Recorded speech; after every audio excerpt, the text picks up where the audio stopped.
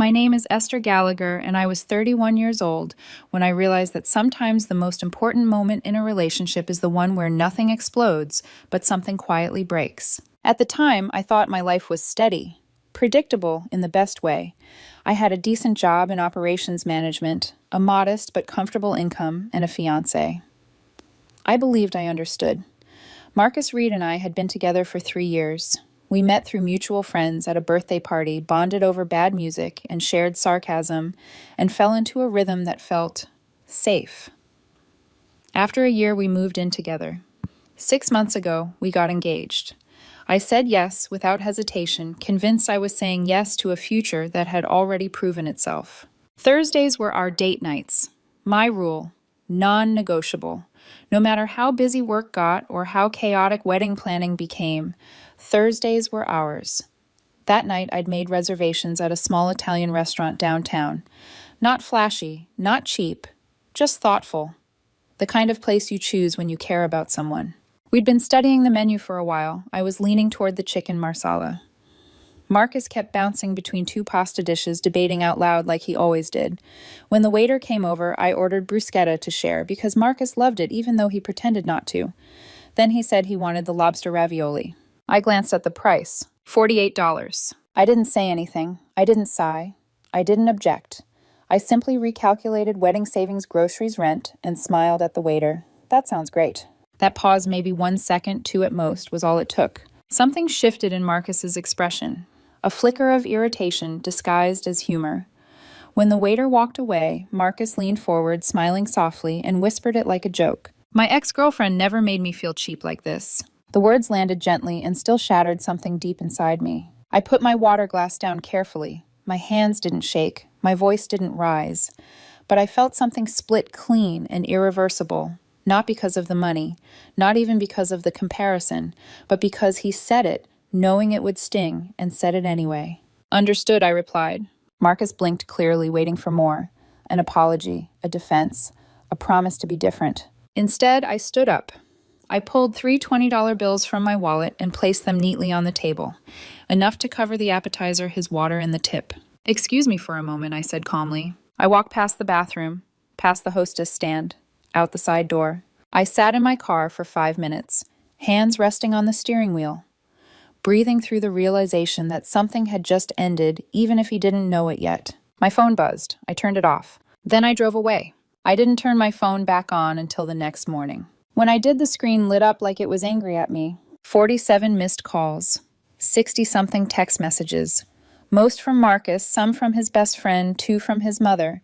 I didn't open them all. I didn't need to. You can read tone without reading words. Confusion at first. Where did you go? Is this a joke? Then irritation. You embarrass me. You overreacted. Then panic. Please answer. I'm worried. Let's talk. I sat on the edge of my friend Daniel Foster's guest bed phone, heavy in my hand, and felt something unexpected settle over me. Not guilt. Not anger. Clarity. The night before hadn't been dramatic. No yelling, no plates smashed, no public scene, and maybe that was the problem. Marcus was used to emotion meaning chaos, tears, raised voices, reassurance afterward. What I'd given him instead was silence, and silence terrifies people who rely on control. I called my older sister Lauren Gallagher first. She lived 2 states away, but she'd always been my compass when my own instincts got noisy. I told her everything.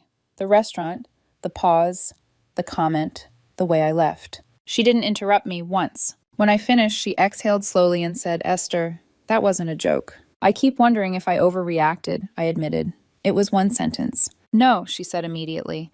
It was a sentence meant to punish you. There's a difference. That word landed hard. Punish. She compared you to her ex-girlfriend in public? Lauren continued.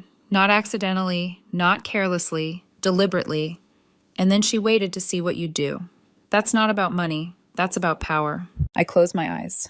So I'm not crazy? You're finally listening to yourself, she said. That's not crazy. That's overdue. I went to work that Friday like nothing had happened. Or at least I tried to. My phone buzzed in my pocket constantly. During lunch, I finally sent one message. I need space. Please don't contact me for a few days. The reply came instantly. We need to talk about this face to face. You can't just disappear like that. I didn't respond. That weekend, I stayed at Daniel's place. He didn't ask too many questions, just handed me a beer and let me talk when I was ready. Saturday afternoon, there was a knock at the door. Not gentle, sharp, persistent. Daniel opened it while I stayed back in the guest room, heart pounding, even though I knew exactly who it was. Marcus's best friend stood there, arms crossed, concern etched carefully onto her face, the kind of concern meant to look reasonable. She's devastated, she said. She made a stupid comment. She knows that. But leaving her at the restaurant, ghosting her. That's cruel. Daniel didn't raise his voice. Did she tell you what she said to Esther? There was a pause. She said it was about a dinner order. That's not the whole story, he replied calmly. She'll reach out when she's ready. He closed the door. Through the wall, I heard her on the phone as she walked away. She's being completely unreasonable, she said. Honestly, Marcus dodged a bullet. If this is how she handles conflict, I sat on the bed, stunned by how quickly the narrative had flipped. One sentence, one boundary, and suddenly I was the villain. Sunday night, I went back to the apartment. I texted ahead to make sure Marcus wouldn't be there. He was staying at his mother's. The place felt colder than I remembered. Not empty, just hollow. I packed quietly. Clothes, laptop, documents, things that mattered. I didn't touch the decorations we'd chosen together. Didn't take the photos off the wall. I left the engagement ring on the kitchen counter. Next to it, a note. I'm staying elsewhere for now. We'll talk when I'm ready. I didn't cry when I closed the door, but I did pause just long enough to understand that this wasn't a break. It was a line. Marcus showed up at my office on Tuesday. I was in the middle of walking a new hire through a software issue when the receptionist called my desk and said there was someone asking to see me. She lowered her voice before adding, "She says it's urgent." I knew before I reached the lobby. Marcus stood near the front desk in jeans and the cream-colored sweater I loved on him, the one he only wore when he wanted to soften a situation. His eyes were red, not swollen, just carefully distressed. When he saw me, his face crumpled like he'd been holding it together for hours. "Esther," he said, voice breaking, "please, can we talk 5 minutes?" The receptionist was watching. 2 coworkers were pretending not to. I felt cornered in a way that had nothing to do with the space around me. "Outside," I said. We stood in the parking lot, the wind cutting sharper than I expected. Marcus hugged his arms around himself, shivering, even though it wasn't that cold. "I'm so sorry," he started immediately. I wasn't thinking. It was a stupid thing to say. I was joking, and it came out wrong. "You compared me to your ex-girlfriend," I said flatly, because I hesitated for 2 seconds over a $48 entree, while we're saving for a wedding. "That's not what I meant," he rushed. "I don't think that way. I love you. I want to marry you." "Do you?" I asked. He froze, like the question hadn't occurred to him before. "Because it sounds like you want to marry the version of me who proves love by spending," I continued calmly. "And I'm not her. I'm never going to be." Marcus stepped closer and grabbed my arm. "I don't want her. I want you." She was flashy and shallow, and nothing we had was real. "What we had, I corrected." His face collapsed. "Don't say that. Please, we can fix this." "I'm not ready to fix anything," I said, gently pulling my arm away. "I'm still processing." Processing what he asked, frustration bleeding through. One comment. "People say stupid things sometimes." There it was, the minimizing. "It's not about one comment," I said. "It's about what that comment revealed, about what you value, about how you see me." I turned and walked back inside. Through the glass doors, I saw Marcus sit in his car for nearly 20 minutes before finally driving away. That night, his mother called. I almost let it go to voicemail, but curiosity won. "I raised him better than this," she said without greeting.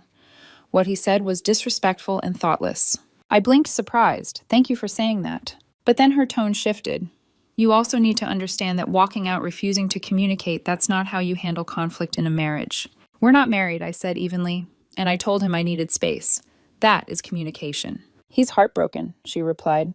"He made a mistake. Don't you think you're being a bit harsh?" "No," I said, "I don't." There was a long silence. Then she sighed. "I hope you two can work this out, but if you can't, I hope you find someone who appreciates you.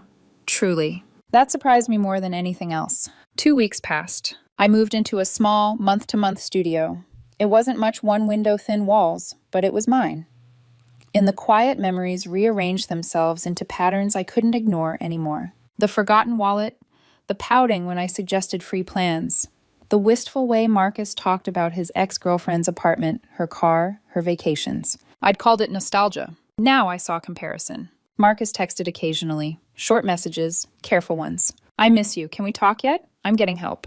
That last one stopped me, I replied once. That's good. I hope it helps. He called immediately. I didn't answer. Does that mean you'll give us another chance? He texted. It means therapy is valuable, I replied. That's all. That's not fair, he wrote. I'm trying. I know, I answered. Then give me one conversation, he said, face to face. I didn't respond right away, but 2 days later I agreed. We met at a coffee shop downtown on Saturday morning. Neutral ground, public enough to keep things civil, quiet enough for honesty to slip through if it wanted to. I arrived 5 minutes early. Marcus was already there, seated in the corner, hands wrapped around a mug he hadn't touched. He looked prepared, hair carefully styled, the cream sweater again, the version of himself he presented when he wanted to be chosen. Hi, he said softly when I sat down. Hi, thank you for coming, he added quickly. I wasn't sure you would. I nodded, but didn't fill the silence. I'd learned something in the last few weeks. Whoever rushes to speak first usually does so to control the narrative. Marcus inhaled slowly. I've been seeing a therapist, twice a week. Okay. We've been talking about money, about status, about my ex-girlfriend. He swallowed. About why I said what I said. I waited. She made me feel special because she spent on me, he continued. Trips, clothes, restaurants. When that ended, I felt worthless. Like I wasn't worth the expense anymore. And I think I carried that into us. The honesty was real. I could tell. It was the kind of truth that cost something to say. I think I've been testing you, he admitted. Subconsciously, trying to prove you valued me by how much you'd spend. That night at the restaurant when you hesitated, it triggered something. This fear that you saw me the same way, not worth it. So I lashed out. His eyes filled. I wanted to hurt you before you could hurt me. Silence settled between us, heavy but clean. I know that's not an excuse, he said. I know I hurt you, but I understand it now. I want to be better. I want to fix this. It was a good speech, honest, thoughtful, earned. And still something inside me didn't move. I appreciate the work you're doing, I said truthfully. I really do. Relief flashed across his face. But I don't think we should get married. The color drained from him instantly. What he whispered. I don't trust you anymore, I said simply. And I don't know if I can again. That's not fair, he said, voice cracking. I'm trying. I know, I replied. But I can't be the person you practice on while you figure yourself out. I love you, he said, barely audible. I know, I answered. I loved you too. But love without respect isn't enough. He stared at the table, hands trembling. So that's it. Yes. He didn't yell, didn't plead. He just nodded slowly, like someone memorizing the shape of a loss. When I stood to leave, he didn't stop me. Outside, the air felt lighter, not happier, just clearer. Marcus didn't take it well. For the next week, my phone became a revolving door of emotion. Apologies stacked on top of accusations. Long messages followed by angry ones. Then silence. Then more apologies. His friends joined in vague posts on social media about cowards who run instead of fighting for love and how everyone makes mistakes. I blocked most of them, changed my number.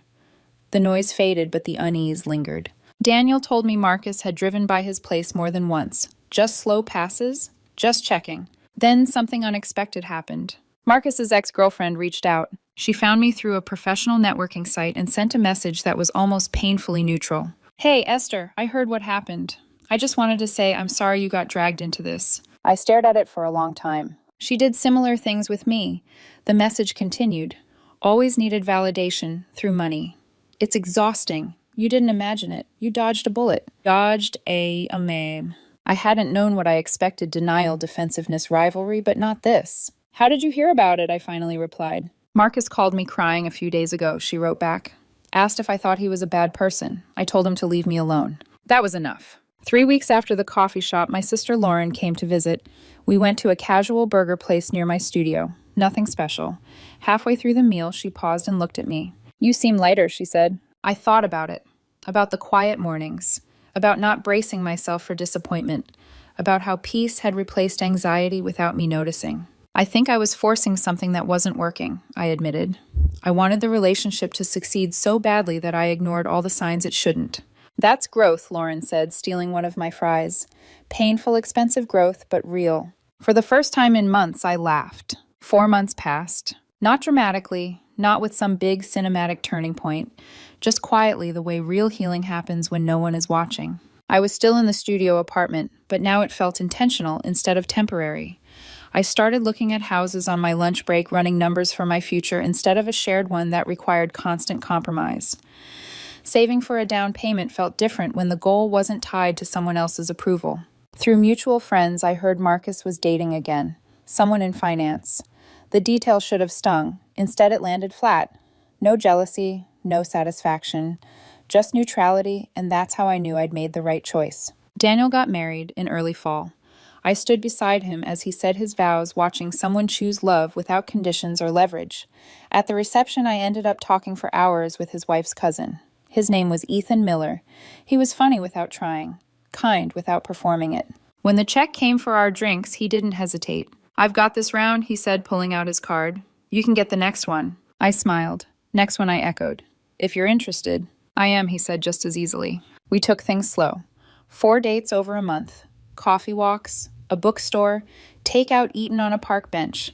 No tests, no scorekeeping, no subtle pressure disguised as humor. When I took him to a nice restaurant one night, my choice, because I wanted to, he ordered the salmon. I didn't even look at the price. Not because I was proving anything, but because it felt right. Because he wasn't watching me to see what my reaction would be. He wasn't measuring my worth by my wallet. That was the difference I'd been missing all along. Respect doesn't announce itself. It doesn't need evidence. It doesn't keep score. It just exists quiet and steady in how someone treats you when there's nothing to gain. The engagement ring is still in my sock drawer. I'll sell it eventually. For now, it's a reminder, not of what I lost, but of what I learned. About myself, about boundaries, about walking away when someone shows you clearly and calmly that they don't value you the way you value yourself. I don't regret leaving that restaurant. My name is Patricia Robinson, and I was 29 years old when my boyfriend told me that people only invited me places because of him and that on my own, I was forgettable. He didn't shout it. He didn't say it in anger. That was the part that stayed with me the longest. The way he said it calmly, almost kindly, like he was offering a helpful truth. I'd been too naive to see for myself. We were sitting in the car after a dinner party, the city lights reflecting off the windshield, the air heavy with the kind of silence that only follows public embarrassment. He turned toward me in the parking lot and said it like a conclusion he'd reached a long time ago. Not an opinion, a fact. I didn't argue, I didn't cry, I just said good to know. I met Philip Gordon 2 years earlier when I was 27. Philip was magnetic in a way that filled rooms. He remembered names, dominated conversations effortlessly, and made people feel like something interesting was always happening around him. I was quieter. I listened more than I spoke. I preferred small dinners to crowded parties, depth over volume. For a while, we told ourselves we balanced each other. He brought me out into the world. I gave him somewhere steady to land. At least that's how the story went. Looking back, the imbalance didn't start suddenly. It crept in disguised as jokes. "Thank God I dragged you out tonight," he'd say, smiling. "You'd never leave the apartment otherwise. Or if I didn't introduce you, people wouldn't even know you were here." I laughed along because it felt easier than examining why those comments stung. I told myself he was teasing. I told myself I was lucky someone like him wanted me beside him. About 4 months before everything fell apart, the jokes sharpened. We were getting ready for one of his work events when he looked at me in the mirror and said, "Try to be more engaging tonight. I don't want people thinking I brought dead weight." He laughed afterward like that made it harmless. I nodded. I tried harder. I spoke more. I smiled wider. And still I could see it in his eyes when I fell short, that subtle disappointment like I was failing a role I never auditioned for. The breaking point came at a dinner hosted by one of his closest friends. 8 couples. Expensive restaurant. Conversations built on promotions, vacations, and status. I listened. I asked questions. I didn't compete. Philip kept glancing at me, those looks that said, "Do something." On the drive home, he finally said what he'd been thinking all along. "People only invite you because of me," he said. "They don't actually want you there." The word forgettable landed like a quiet erasure. That night, I lay awake, replaying every social interaction of the past 2 years, wondering how long I'd been shrinking without noticing. By morning, I made a decision that felt small but carried more weight than anything I'd done in the relationship. If people only wanted me around because of Philip, then I would stop going anywhere with him. Let's see what happens. Philip had 3 events lined up that week. Normally, that wouldn't have registered as anything unusual. Our calendar was always full drinks dinners, birthdays, casual get-togethers that somehow required planning like small weddings. I usually went along without thinking. I'd show up, smile, listen, make mental notes about people's lives so I could ask the right follow-up questions the next time. I never questioned whether I belonged there, not until he told me I didn't. On Wednesday afternoon, while I was still working at the kitchen table, Philip walked past me, adjusting his jacket, and said, "What time do you think you'll be ready?" "I'm not going tonight," I said, keeping my voice even. He stopped mid-step. "What?" "You said people only invite me because of you," I replied. "So I figured I'd save everyone the trouble." He laughed once, sharp and dismissive. "That's not what I meant. Don't be dramatic." "I'm not," I said. "I'm just listening." His expression tightened, like he hadn't expected his words to be taken so literally. "You're really going to stay home?" "Yes." He stared at me for a moment, clearly weighing whether this was a fight worth having. Then he grabbed his keys. "Fine, do whatever you want."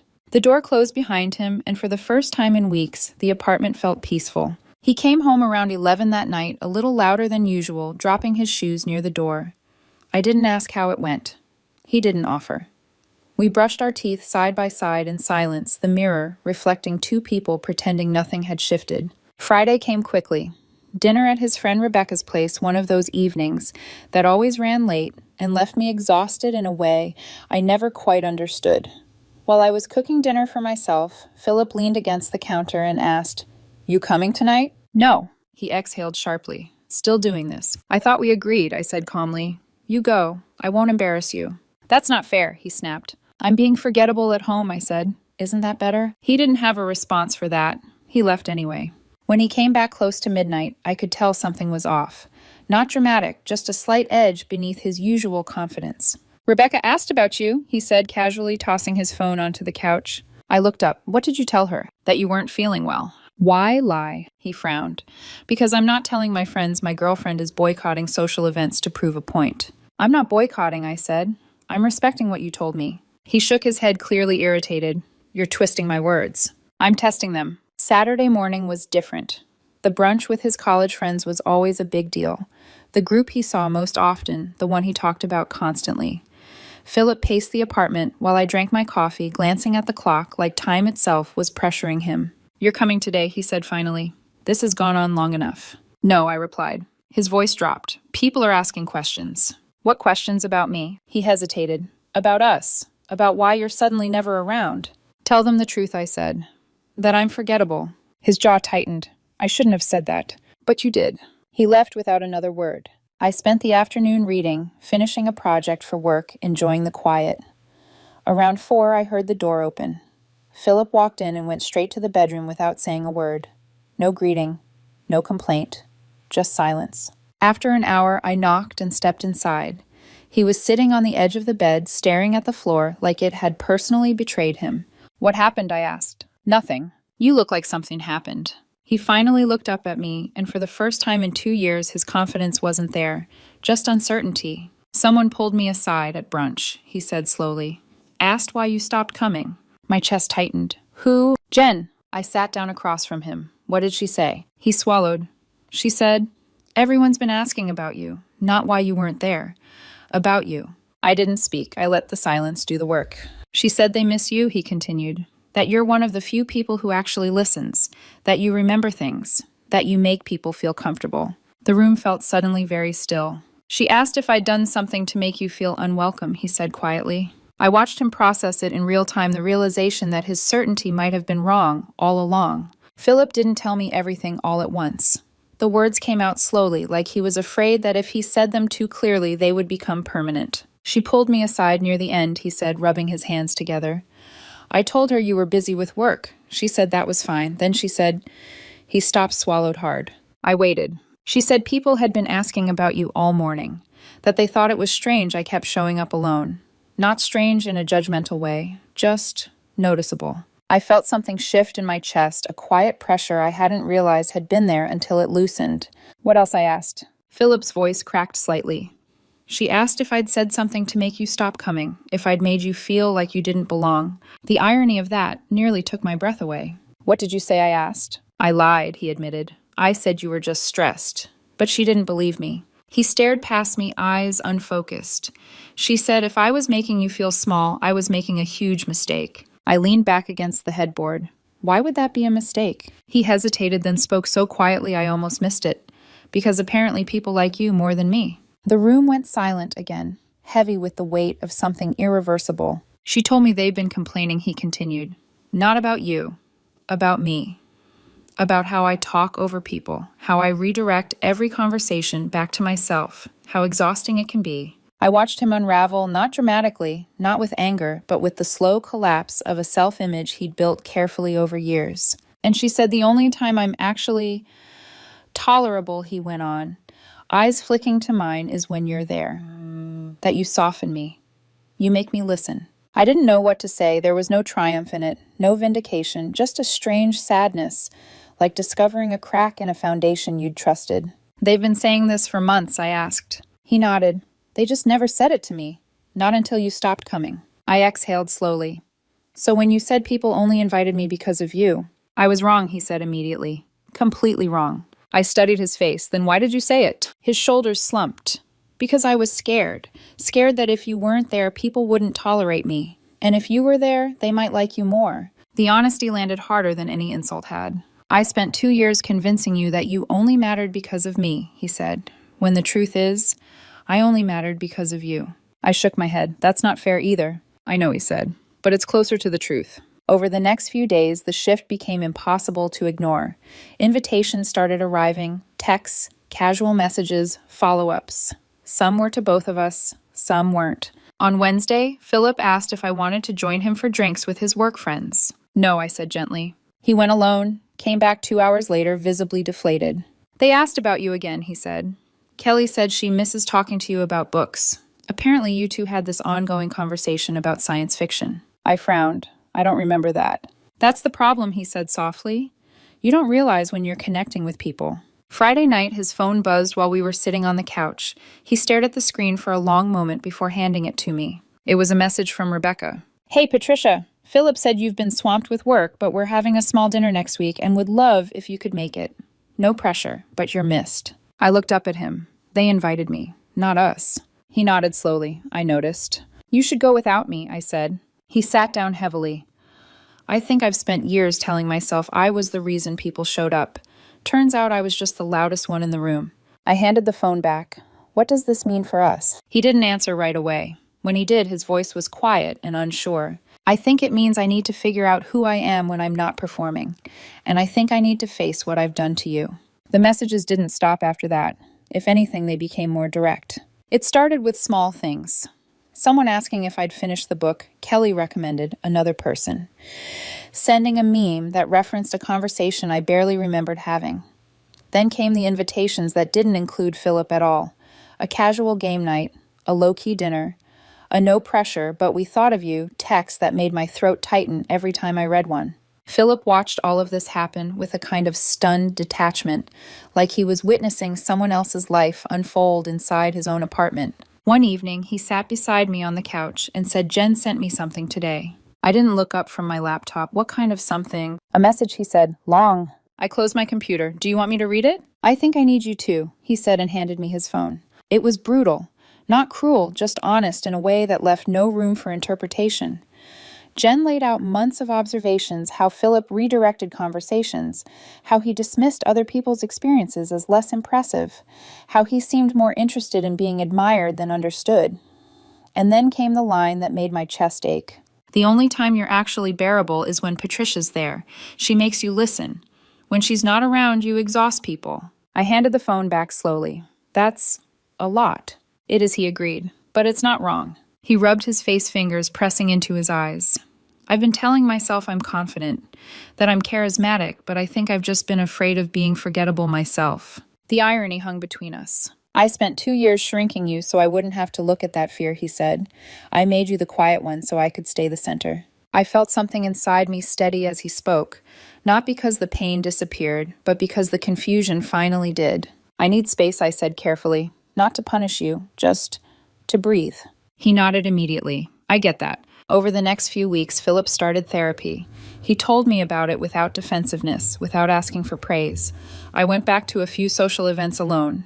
Each time felt strange, like stepping into a room I'd never realized I'd already been welcome in. People talked to me, listened, asked follow-ups, remembered things about my life that I'd forgotten I'd shared. At home, Philip was quieter, more cautious with his words.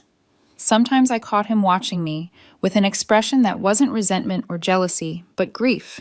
Grief for the version of himself he could no longer be. One night as we lay in bed, he said, "I don't know how to undo what I said to you." "I don't either," I replied honestly. "You're not forgettable," he said. "I know that now." I turned toward him in the dark.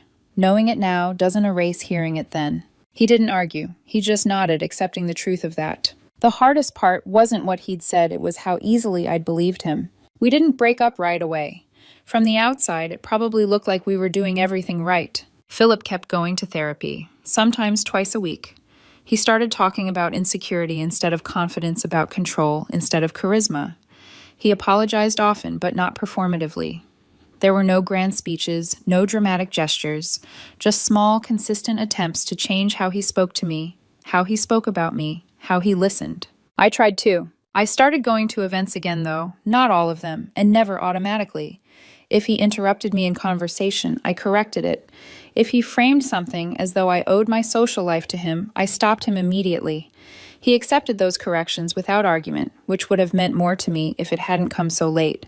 But some things don't reset just because they're acknowledged. There were moments, quiet ones, when the damage surfaced unexpectedly, a pause before speaking in a group, a second guessing of whether my presence was welcome, a flicker of relief when someone addressed me directly as if confirming I was still visible. Philip noticed. He always noticed. One evening after we returned from a small gathering, he said, "You were quieter tonight." "I know," I replied. "Did I do something?" "No," I said. "You didn't. This is just residue." The words settled heavily between us. "I spent 2 years telling you who you were," he said slowly, "and now you're left sorting out which parts of that stuck." I nodded. "And you're left with a social circle that doesn't revolve around you anymore." He smiled faintly. "That part's been humbling." Sometimes he'd show me messages from friends, people being polite, but distant. Invitations that came less frequently. Conversations that felt thinner without me present to anchor them. He never blamed me for it, but I could see how deeply it unsettled him. And sometimes I'd get messages that made my chest tighten for a different reason. "Patricia, we're doing a low-key dinner on Thursday if you're free. We miss your perspective. It's not the same when you're not there." Each one felt like confirmation and loss at the same time. 3 months after the brunch, we sat across from each other at the kitchen table, the evening light fading around us. "I don't think we can undo this," Philip said quietly. I didn't pretend not to understand. "I don't think we can either." He nodded, eyes glossy, but steady. "I broke something in you. And I don't know how to live with knowing that. And I don't know how to build a future on top of something that taught me. I didn't matter," I said. There was no fight, no raised voices, just grief. We called off the engagement in March. The strangest part came after everything ended. I expected the silence, the awkward distancing, the way shared spaces usually fracture when a long relationship dissolves. Instead, my calendar filled in ways I hadn't anticipated. Rebecca still hosted dinners. Kelly invited me to her book club. A few of Philip's former coworkers organized game nights and made a point of telling me I was welcome separately, deliberately. No one framed it as choosing sides. They just kept showing up in my life, quietly reinforcing something I was still learning to accept. They weren't inviting me because of Philip. They were inviting me despite him. Philip moved to a different city 6 months later. A fresh start, he said. A chance to rebuild himself without the weight of the past. I believed him. I hoped the distance would give him clarity instead of resentment. He deserved growth, even if it couldn't happen beside me. As for me, I stayed. I learned that being memorable doesn't always look like commanding attention. Sometimes it looks like remembering someone's story when no one else does, like listening without waiting to speak, like making space instead of filling it. People didn't miss me because I was impressive. They missed me because I was present. Looking back, I don't feel vindicated. Vindication implies winning, and there were no winners here. I felt sad for the version of myself that accepted being diminished, and for the version of Philip who built his identity on something so fragile it collapsed the moment it was questioned. The moment everything changed wasn't the breakup, it was the whisper at that brunch, the quiet truth that unraveled years of certainty. Philip had built his sense of self around being the reason I belonged. When that turned out to be false, he had to confront who he actually was, and I had to confront how long I'd let someone define my worth. I was never forgettable. I was just quiet in a world that confuses volume with value. Sometimes the cruelest thing someone can do is convince you that you don't matter. And sometimes the kindest thing you can do for yourself is test whether that's actually true. My name is Blanca Myers, and I'm 32 years old. Until 6 weeks ago, I thought I was 6 weeks away from marrying the man I loved. I run a small but successful HVAC company that I built from the ground up. I started it 6 years ago with a loan from my father and a lot of sleepless nights. Today, I have 12 employees, steady contracts with 3 major property management companies, and a life that's comfortable, not flashy, not extravagant, but secure. I own my house outright. I drive the same paid-off truck I've had for years. I put money into retirement and emergency savings because stability matters to me more than appearances. My fiancé, now ex, was William, 28 years old. We'd been together for 2.5 years, engaged for 8 months. Our wedding was supposed to happen in 6 weeks. The venue was booked. The caterer was paid. Invitations were already in people's hands. From the outside, it probably looked like everything was falling perfectly into place. But looking back now, the cracks had been there for a long time. When William and I first met, I didn't talk much about money. I didn't hide anything, but I didn't advertise it either. I wore jeans and work boots most days. I didn't flash success or try to impress him. He knew I owned a business, but I don't think he understood the scale of it until about a year in, when he moved into my house and saw my office, contracts, spreadsheets, invoices, all of it laid out in black and white. That's when things started to shift. At first, it was subtle. Comments disguised as jokes. Suggestions framed as dreams. Why do you still drive that old truck? My friend's boyfriend bought her a Cartier bracelet. Don't you think we deserve a nicer neighborhood someday? I told myself it was normal. People want nice things. Love doesn't mean you stop having aspirations. I was wrong. The fight that ended everything happened on a Tuesday night. We were arguing about the wedding budget. William wanted to add another $15,000, better flowers, a live band instead of a DJ, a premium bar package. I pushed back. We were already at $45,000, which was far more than I'd ever wanted to spend. That's when he snapped. He started listing everything he'd sacrificed to be with me. Other people he could have dated, time he'd invested, how he deserved a proper wedding after giving me the best years of his life. I asked him what he meant by invested, and that's when he said it. Fine, you want the truth? He snapped, his voice sharp, his expression almost excited. I'm only with you for the money. I don't even love you. Then he smiled. Not awkward, not ashamed.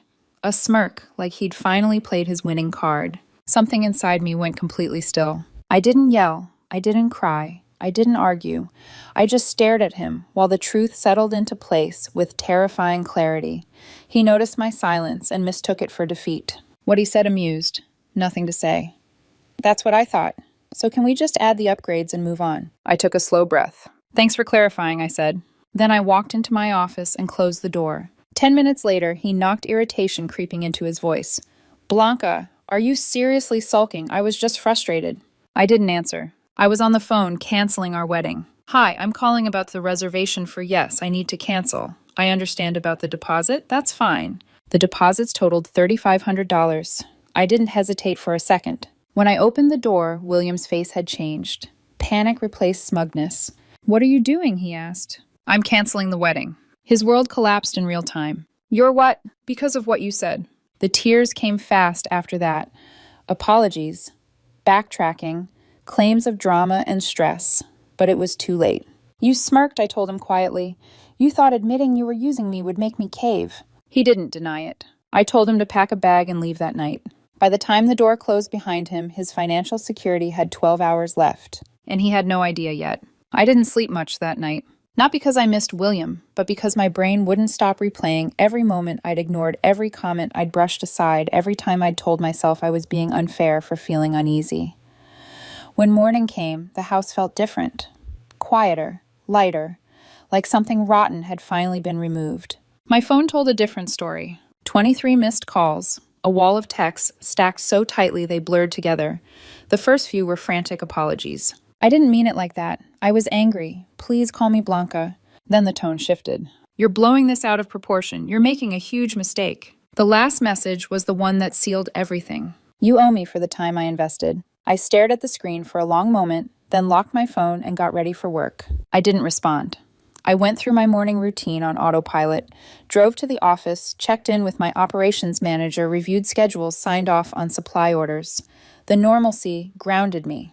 It reminded me that my life didn't begin or end with a man who saw relationships like balance sheets. Around noon, my phone rang again. It was William's mother. I hesitated before answering. I'd always thought she was reasonable, warm, even.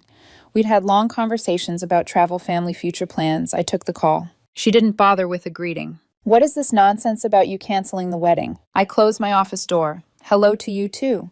Did William tell you what he said to me? She scoffed. He said you had a fight and you overreacted. Couples fight. You don't destroy a relationship over one argument. He told me he doesn't love me and is only with me for money. There was silence on the line, brief but heavy. Well, she said finally, even if he said that he didn't mean it, you know how emotional he gets. I laughed once softly. With all due respect, I'm not marrying someone who sees me as a paycheck. You're going to destroy him, she snapped. He quit his job because he thought he was getting married. He has nothing now because of you. That made me sit up straight. He quit his job. Yes. 2 weeks ago. He was going to focus on the wedding and then start a family. That was the plan. My stomach dropped. I didn't know that. She sounded triumphant, like this revelation was supposed to shame me. He told me you supported it. I never told him to quit, I said carefully. We never discussed him not working. Well, what was he supposed to think you proposed? You planned a life together. I proposed to marry him, I said, not to bankroll his existence. Her voice hardened. You implied he wouldn't have to work. I never implied anything. He made that decision on his own without telling me. She hung up on me. That afternoon, William's father called. Different tactic. Calm, reasonable, almost sympathetic. Women say things they don't mean he told me. My wife tells me she hates me at least once a month. That's not what happened, I said. He wasn't angry. He was smug. He thought he'd won. Even so, he pressed. Is this really worth blowing up your future? A future built on a lie, I replied. Yes. His tone cooled instantly. He warned me I'd regret it, that no man would tolerate a woman who walks away at the first sign of trouble. I thanked him for his opinion and ended the call. Wednesday was when things turned ugly. My phone rang mid-morning, one of my biggest clients. We'd worked together for 4 years. Hey, the owner said carefully. I got a strange call today. Someone claiming to be a former employee said you've been cutting corners, using substandard parts, pocketing the difference. My blood went cold. That's completely false, I said immediately. Who said that? They didn't leave a name. I figured it was nonsense, but I wanted you to know. I can send you documentation for every install I said. Serial numbers, warranties, everything. I know you run a tight ship, he said. Just watch your back. The moment we hung up, I knew exactly who was behind it. William's ex-friend's circle had always loved drama. Digging, exposing, playing amateur detective. I didn't panic. I documented everything timestamps call logs, screenshots. I started building a timeline. Thursday morning, I woke up to a social media post from his sister. She didn't name me, but she didn't have to. Some people don't deserve the love they're given. He gave her everything and she threw him away over a misunderstanding. Messages started coming in. Is this about you? What happened? Are you okay? I replied with the same sentence every time. He told me he doesn't love me and is only with me for money. I ended the relationship. By Friday, William demanded to pick up his belongings with witnesses because he claimed he was afraid of me. That one almost made me laugh. I agreed to Saturday at noon, told him he could bring anyone he wanted, and that I'd be recording everything. That's when the real games began. Saturday morning arrived with the kind of quiet that feels deceptive, like the air itself is holding its breath. I woke up early, not out of anxiety, but habit. My body had already adjusted to survival mode, alert, focused, prepared. I made coffee, stood in my kitchen, and looked around the house that had once felt like a shared future and now felt unmistakably like mine again. By 10 a.m., I had everything ready. William's belongings were boxed and stacked neatly in the garage, clothes sorted, electronics wrapped, kitchen items separated down to the last utensil. I'd even made an itemized list, not because I owed him anything, but because I wasn't giving anyone a single crack to wedge false accusations into. At 11:30, my phone buzzed. We're on our way. No apology, no courtesy, just expectation. I texted back once. See you at noon. While I waited, I reviewed the growing folder on my laptop screenshots of texts, call logs, the anonymous complaint to my client, the social media post from his sister. It was disturbing how quickly the narrative had shifted from I messed up to I'm the victim. People like William don't process consequences the way healthy adults do. When they lose access to what they feel entitled to, they don't self-reflect. They retaliate. At exactly noon, 3 vehicles pulled into my driveway. William stepped out of the first one. He looked smaller than I remembered. shoulders hunched, jaw tight, eyes darting. Behind him came his mother and sister. From the third car emerged a man I didn't recognize immediately, tall, broad arms crossed like he'd been cast for intimidation alone. I didn't move. A moment later, a truck pulled up beside mine. Out stepped Marcus, my friend from high school. Off-duty, but unmistakable. His posture alone was enough to communicate authority. The badge clipped casually to his belt didn't hurt either. William froze when he saw him. "What's this?" his mother demanded, her eyes narrowing. "Just making sure everything stays calm," I said evenly. "Same reason you brought whoever that is." The big guy suddenly found the gravel in my driveway very interesting. I gestured toward the garage. "Everything's boxed.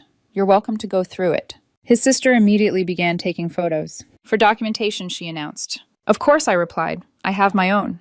William wandered around the boxes, opening them, scoffing loudly. "You didn't even fold these properly." "You're welcome to refold them in your own space," I said. His mother stepped closer while the others were distracted.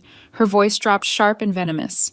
"You know you're ruining his life, right? He has no job, no savings. He was counting on this marriage." "He was counting on my money," I corrected. "There's a difference." She bristled. What kind of woman abandons her fiancé over a few words? I met her gaze without flinching. What kind of man tells his fiancé he doesn't love her and only wants her for money, then expects her to stay? Her mouth tightened. "You're going to die alone," she hissed. "Maybe," I said calmly, "but at least I won't be paying for the privilege." That shut her up.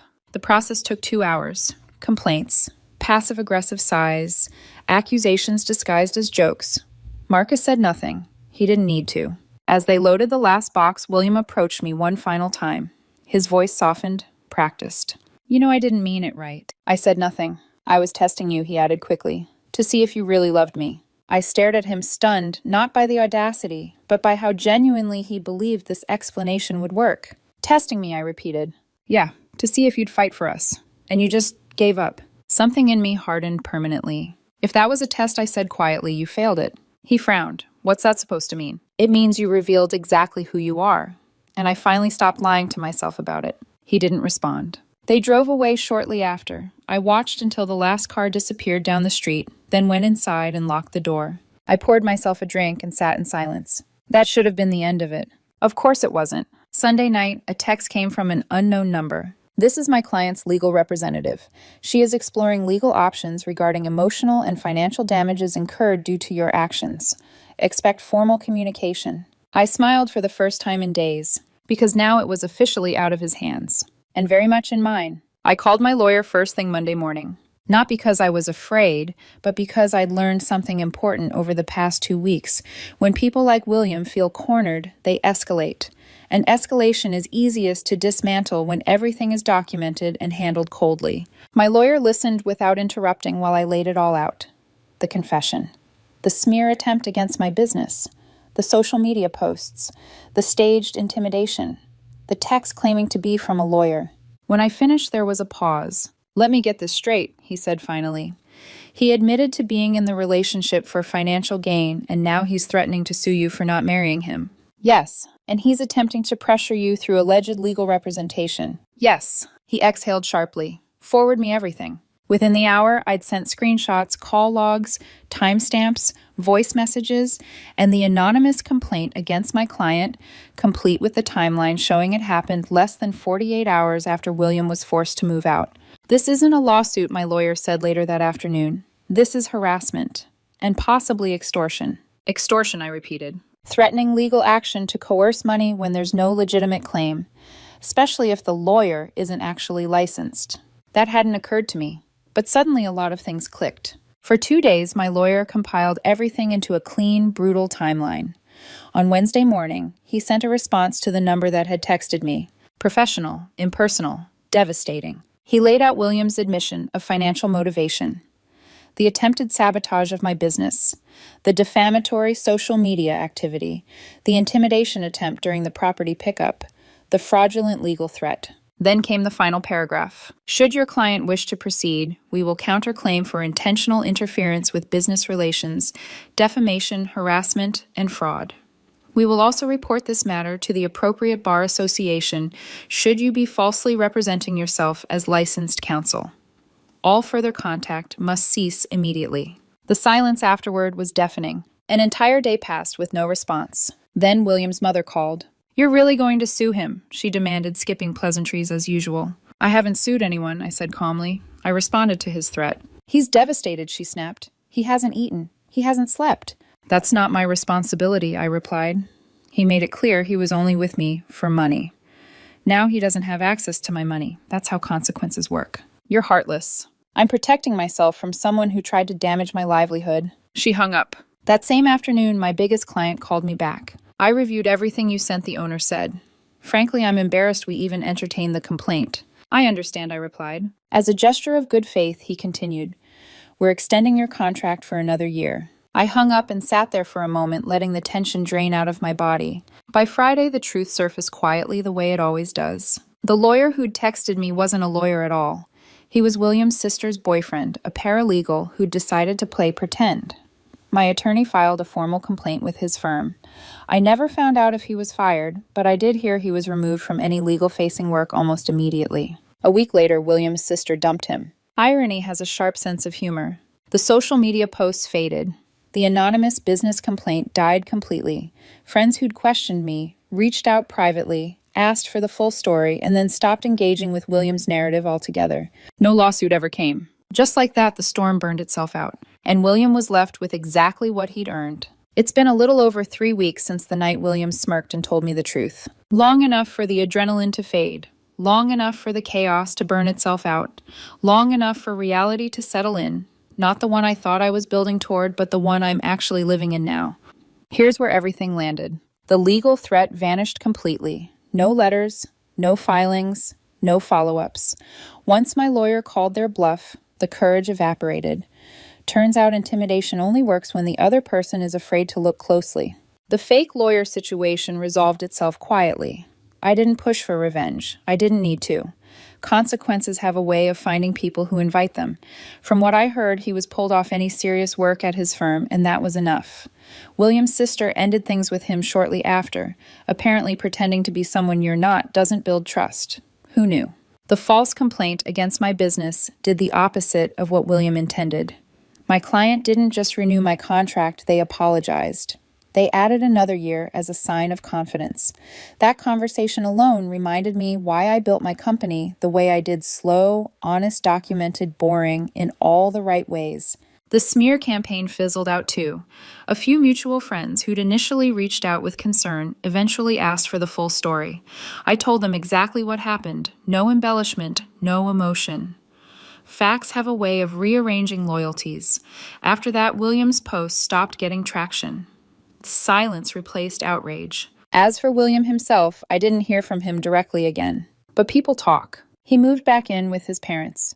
He's struggling to find work, apparently quitting your job with a dramatic scorched earth email because you think you've secured lifelong financial support doesn't look great on a resume, especially when you need references, especially when those references remember you telling the entire department you were above them now. His financial security, the thing he was so smug about, lasted exactly 12 hours. From the moment he told me he was only with me for money to the moment I told him to pack a bag. 12 hours. That's what 2.5 years of pretending to love someone earned him. Do I feel bad for him? Honestly, a little. Not for where he is now. That's a direct result of his choices. But I feel sad that he's the kind of person who sees love as a transaction, who measures relationships by return on investment, who thinks commitment means entitlement. That's a lonely way to move through the world. Do I feel stupid for not seeing it sooner? Yes. The signs were there. The way his energy shifted whenever money came up. The constant comparisons. The subtle pressure to upgrade everything, not because it brought joy, but because it signaled status. I told myself it was normal, that I was being unfair, that love meant patience. When you're inside it, you make excuses. You want to believe the person you love is better than their worst moments. The hardest part is this: I did love him. Genuinely. That's what makes it hurt, not the betrayal, but the imbalance. I was investing too, just not in the same currency. My lawyer advised me to keep all documentation for at least a year. He's seen enough cases to know that some people circle back when they're desperate. I changed my locks, updated my security cameras, added extra verification to my business accounts, not because I think William is dangerous, but because I never want to be caught off guard again. The wedding deposits are gone. About $4,000 I'll never get back. The engagement ring is still in a drawer. Selling it feels strange. Keeping it feels strange too.